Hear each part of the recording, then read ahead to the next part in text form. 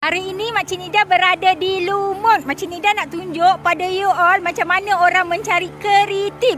Keritip tu sejenis hidupan laut yang hidup di pesisiran pantai. Ada tu. Puan tu tengah mencari.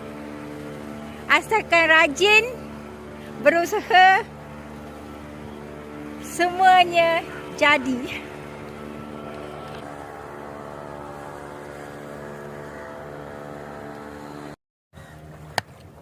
Mana orang mau tengok apa lagi. Oh, bagi saya. Oh, ini dia.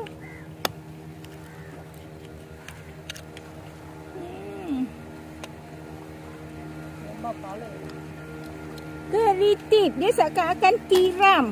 Ha? Dia seakan-akan tiram. Tu orang jaga pegang. Ya. Orang Cina panggil apa? Chinese panggil apa, Puan? Mana? Ha? Siput lah. Siput. Ha. Oh. Ni orang jaga teritik ha. Oh, keritip. Tu orang jaga teritik. Saya tak tahu dulu orang cakap ni betul. Wah, terima kasih ya. Mau balik. Ha.